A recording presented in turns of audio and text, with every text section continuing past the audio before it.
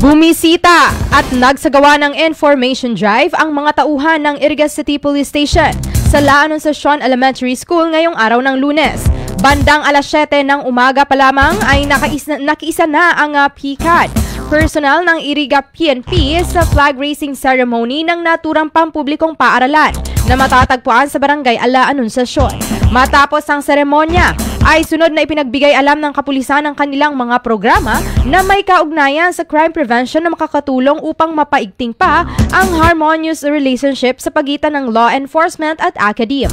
Sa pamamagitan rin ng kanilang pagbisita, ay nagkaroon ng pagkakataon ng mga mag-aaral sa ika-6 na baitang na matutunan ang mga safety tips upang makaiwas sa anumang crime-related incidents.